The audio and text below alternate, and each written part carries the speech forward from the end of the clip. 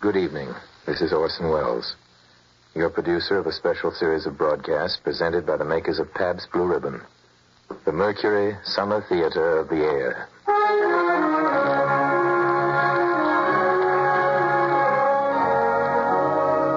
Ladies and gentlemen, the element of suspense is so vital to our story tonight that our sponsors, the makers of Pabst Blue Ribbon beer, are omitting their usual commercial message during the intermission between the acts so that our play will go uninterrupted from spooky start to spooky finish. We of the Mercury reckon that a story doesn't have to appeal to the heart, it can also appeal to the spine. Sometimes you want your heart to be warm, sometimes you want your spine to tingle. Well, the tingling, it's to be hoped, will be quite audible as you listen tonight to a classic among radio thrillers. Its author is one of the most gifted of all the writers who've ever worked for this medium, Lucille Fletcher, who wrote the greatest single radio script ever written. Sorry, wrong number. The title of this, her terrifying little tale of Gru for this evening, is another spine tingler by name The Hitch-hiker.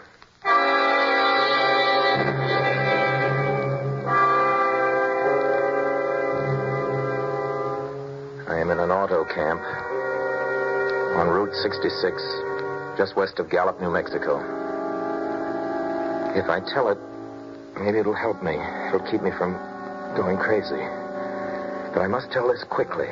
I'm not crazy now. I feel perfectly well. Perfectly well. Except that I'm running a slight temperature.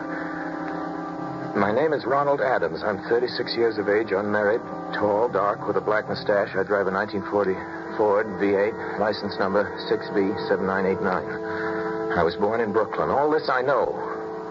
I know that I'm at this moment perfectly sane. That it is not me who's gone mad, but something else. Something utterly beyond my control. But I must speak quickly.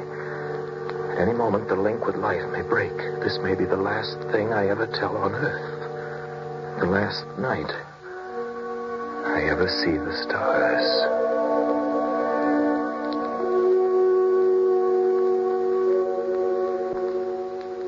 6 days ago, I left Brooklyn to drive to California.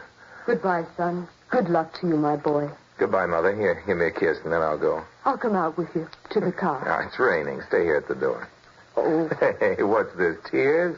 Oh, it's just the trip, Ronald. I wish you weren't driving. Oh, Mother, there you go again. People do it every day. I know, but you'll be careful, won't you? Promise me you'll be extra careful.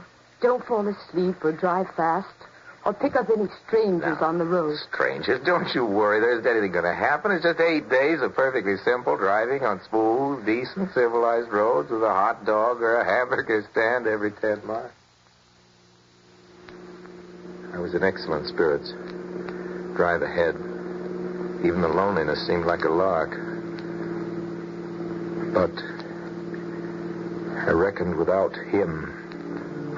Crossing Brooklyn Bridge that morning in the rain, I saw a man leaning against the cables. He seemed to be waiting for a lift. There were spots of fresh rain on his shoulders. He was carrying a cheap overnight bag in one hand. He was thin, nondescript, with a cap pulled down over his eyes. He stepped off the walk, and if I hadn't swerved, I'd have hit him. I almost did. Almost did hit him. Now, I would have forgotten him completely, except that just an hour later, while crossing the Pulaski Skyway over the Jersey Flats, I saw him again. At least he looked like the same person. He was standing now with one thumb pointing west. I couldn't figure out how he'd got there, but I thought maybe one of those fast trucks had picked him up, beat me to the Skyway, and let him off. I didn't stop for him. Then, late that night, I saw him again. It was on the new Pennsylvania Turnpike between Harrisburg and Pittsburgh. It's 265 miles long with a very high speed limit. I was just slowing down for one of the tunnels when I saw him standing under an arc light by the side of the road. I could see him quite distinctly. The bag, the cap, even the spots of fresh rain spattered over his shoulders. He hailed me this time.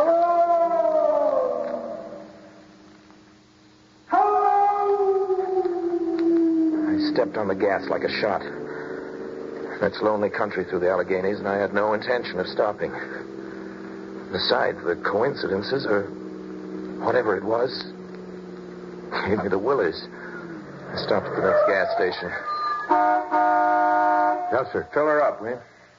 Check your oil? No, thanks. Nice night, ain't it? Yes, yeah, it hasn't been raining here lately, has it? Not a drop of rain all week. Oh, no? I suppose that hasn't done your business any harm. Well, people drive through here all kinds of weather. Mostly business, though. Ain't many pleasure cars out in the turnpike this season of the year. I guess not. What about hitchhikers? Hitchhikers here? Why, what's the matter? Don't you ever see any?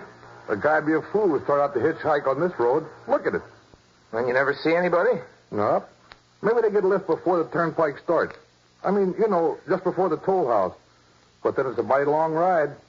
Most cars wouldn't pick up a guy for that long a ride. This is pretty lonesome country here, mountains and woods. Yeah. Hey, you ain't seen nobody like that, have you? Oh, no. It's just a technical question. Oh, I see. Well, that'll be $1.49 with the tax.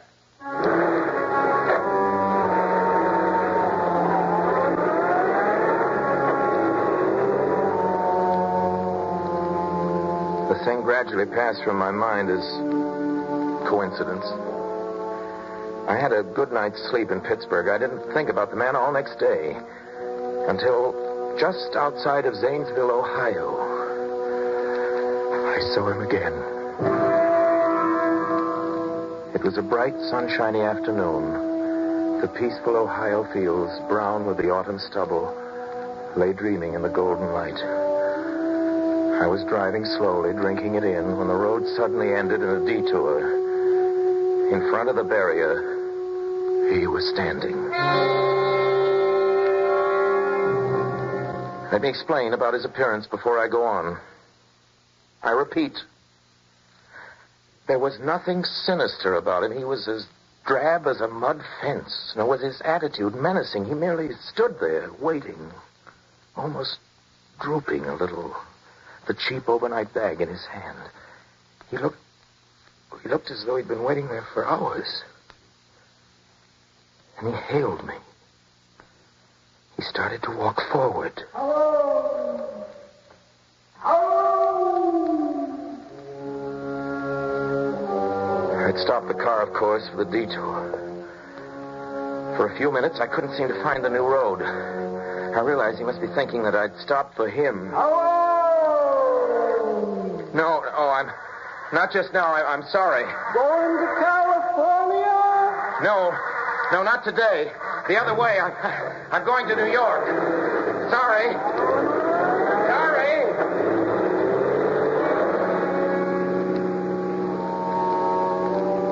After I got the car back onto the road again, I felt like a fool.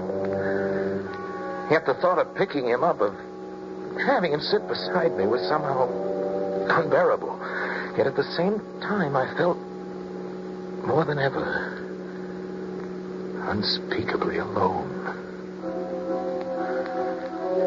Hour after hour went by.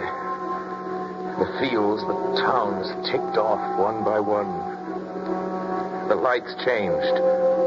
I knew now that I was going to see him again. And though I dreaded the sight, I caught myself searching the side of the road, waiting for him to appear.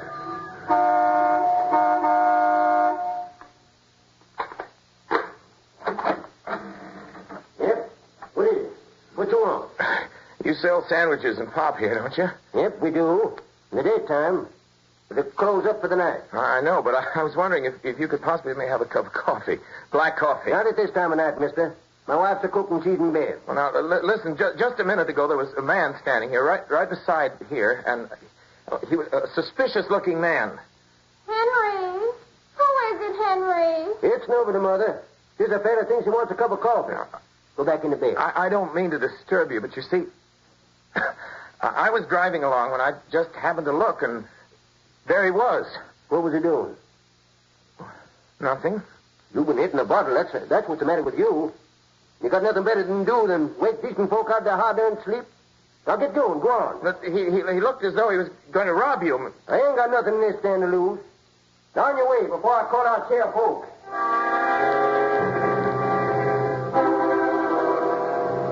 I got into the car again and drove on slowly. I was beginning to hate the car. If I could have found a place to stop to rest a little, but... I was in the Ozark Mountains of Missouri now. Few resort places there were closed. I had seen him at that roadside stand. I knew I'd see him again. Maybe at the next turn in the road. I knew that when I saw him next, I'd run him down.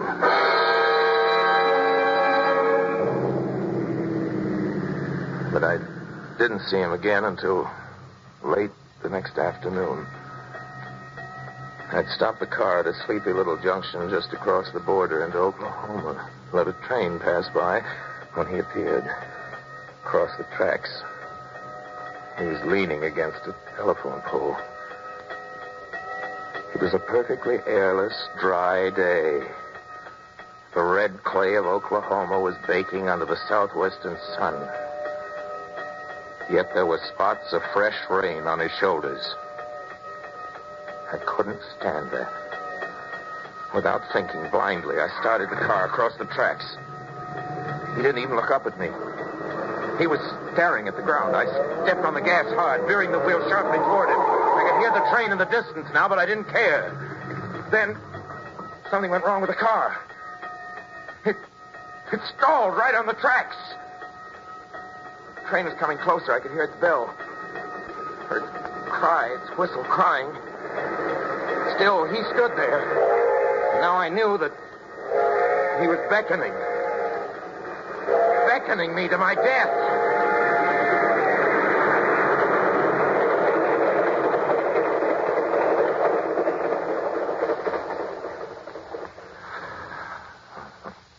Well, I frustrated him that time. The starter had worked at last. I managed to back up, but after the train had passed, he was gone. I was all alone in the hot, dry afternoon.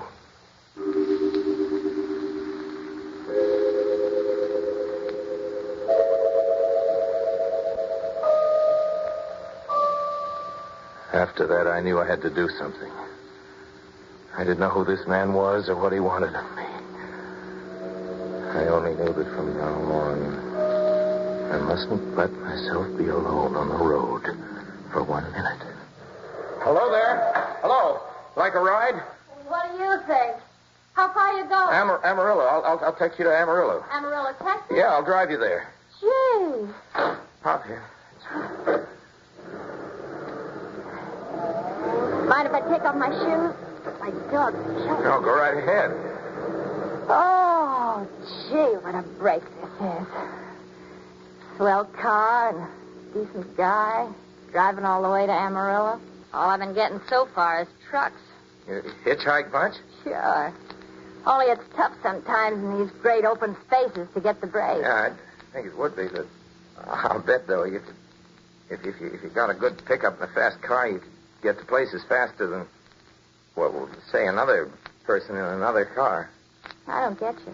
Well, you take me, for instance. Suppose I'm driving across the country at a nice, steady clip of about 45 miles an hour. Couldn't a girl like you just standing beside the road, waiting for lifts, beat me to town after town, provided she got picked up every time in a car that was doing 65 or 70 miles an hour? I don't know. Maybe she could, maybe she couldn't. What difference does it make? Oh, no difference. It's just crazy idea I had sitting here in the car. Oh, imagine spending your time in a swell car thinking of things like that. What would you do instead? What would I do if I was a good-looking fellow like yourself? Well, I'd just enjoy myself. Every minute of the time. I'd sit back and relax. If I saw a good-looking girl along the side of the road... Hey! Did you see him, too? See who? That man, standing beside the barbed wire fence. I didn't see anybody. Right there. There was nothing, just a barbed wire fence. What did you think he was doing, trying to run into that barbed There was wire a man fence? there, I tell you. A thin, gray man with an overnight bag in his hand. I was trying to run him down. Run him down? You mean kill him? I'm trying to get rid of him. Or at least prove that he's real. But you say you didn't see him back there. You sure? I didn't see a soul. As far as that's Well, watch concerned... for him. Watch for him the next time. And keep watching. Keep your eyes peeled on the road. He'll turn up again. Maybe any minute now. There! Look there! How's this door work? I'm getting out of Did here. you see him that time? Did you see him? No, I didn't see him that time. And personally, mister, I don't expect never to see him. All I want to do is go on living. And I don't see how I will very long driving with Look, you. I'm sorry. I don't know what came over me. Please, don't go. So if you'll excuse Please, me, you can't go. Listen, how'd you like to go to California? I'll drive you all the way to California. Pink elephants all the way? No, thanks. Listen, please, just 1 minute. You know what I think you need, big boy? Not a girlfriend, just a good dose of sleep. There, I cut it now. No. No, you can't go. Lay your hands off of me, do you hear? Lay your hands Come back here, please. Come back.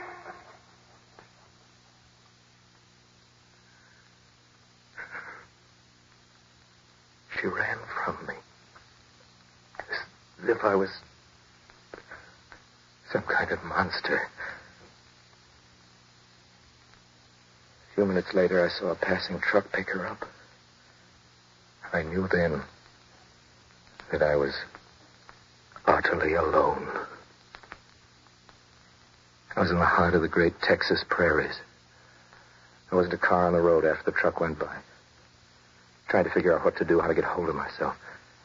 How I could find a place to rest, or even if I could sleep right here in the car. Just a few hours and sleep. Just along the side of the road. I was getting my winter overcoat out of the back seat to use as a blanket. Just as a blanket. When I saw him coming toward me. Coming toward me. Emerging from the herd of moving steer. I didn't wait for him to come any closer. Maybe I should have spoken to him then. Fought it out then and there, for now he began to be everywhere. Whenever I stopped, even for a minute, for gas, for oil, for a drink of pop, a cup of coffee, a sandwich, he was there. I saw him standing outside the auto camp in Amarillo that night when I dared to slow down. He was standing near the drinking fountain, a little camping spot just inside the border of New Mexico. He was waiting for me outside the Navajo reservation where I stopped to check my tires. I saw him in Albuquerque where I bought 10 gallons of gas. I was afraid now. Afraid to stop. I began to drive faster and faster. I was in lunar landscape now. The great arid mesa country of New Mexico. I drove through it with the indifference of a fly crawling over the face of the moon. And now he didn't even wait for me to stop. Unless I drove at 85 miles an hour over those endless roads. He waited for me. And every other mile, I'd see his figure. Shadowless. Flitting before me. Still in its same attitude. Over the cold and lifeless ground. Flitting over dried up rivers. Over broken stones cast up by old glacial upheavals. Flitting in the pure and cloudless air.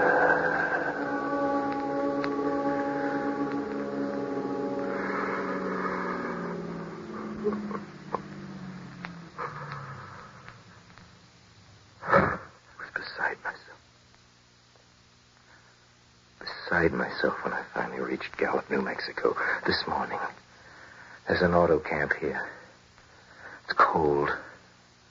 Almost deserted this time of year. I went inside and asked if there was a telephone. I had the feeling that if I could speak to somebody familiar, somebody that I loved, I could pull myself together. Number, please. Long distance. Thank you. This is long distance. I'd like to put in a call to my home to Brooklyn, New York. I'm Ronald Adams. The number is Beechwood 9970. Thank you. Thank you. What is your number? My number? It's 312. Albuquerque.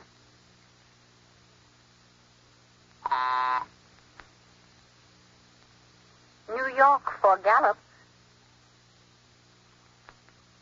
New York. Gallup, New Mexico, calling Beechwood 9970. I'd read somewhere that love could banish demons. It was in the middle of the morning. I knew Mother'd be home. I pictured her tall, white-haired, in her crisp house dress going about her tasks. It would be enough, I thought, just to hear the even calmness of her voice. Will you please deposit $3.85 for the first 3 minutes? When you have deposited $1.50, will you wait until I have collected the money?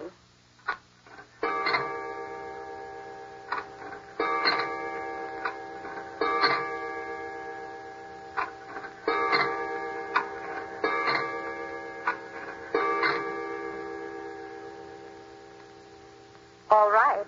Deposit another $1.50.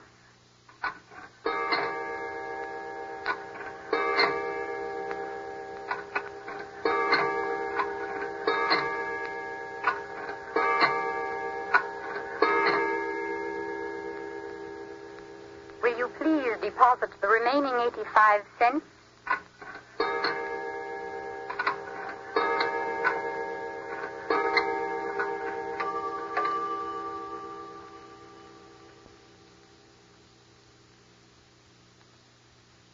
Ready with Brooklyn.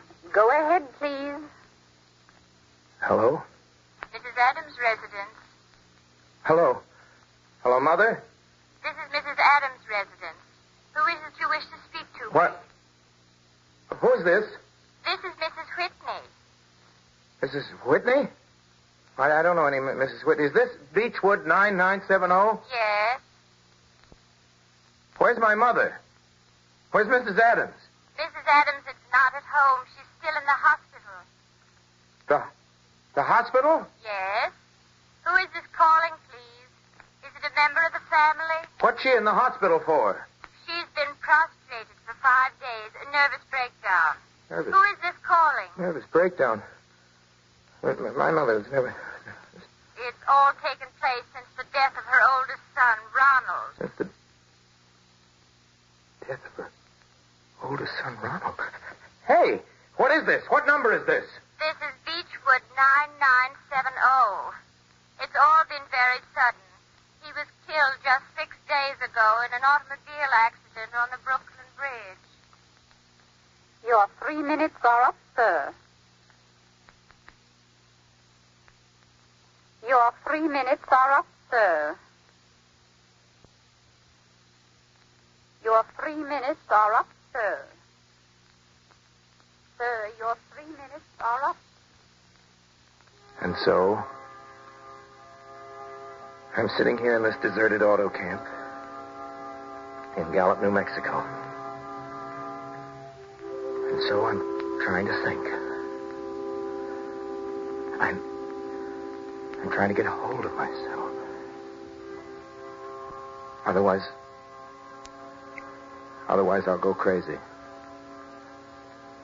Outside, it is night.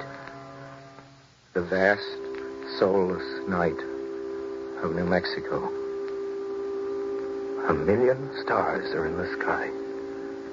Ahead of me stretch 1,000 miles of empty mesa, mountains, prairies, desert. Somewhere among them, he is waiting for me.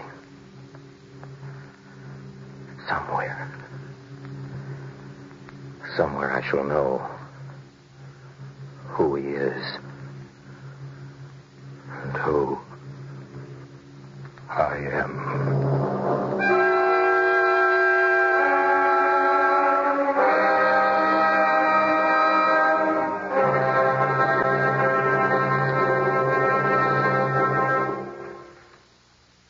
Now, here is Orson Welles. Well, next week, ladies and gentlemen, we bring to your radio another Mercury favorite. We hope a favorite of yours. You've asked for it many times. We've performed it many times. Jane Eyre. And Jane will be played by a Mercury actress who was heard tonight and has been heard so often on our shows. One of the most gifted people we know in our business, Miss Alice Frost. Jane Eyre, then, with Alice Frost and your obedient servant. That's the same time next week, same station. Please join us. Until then, speaking for my sponsors, the makers of Pabst Blue Ribbon Beer, for all of us on the Mercury Theater, including Bernard Herrmann, who wrote and conducted the music on this program, I remain, as always, obediently yours.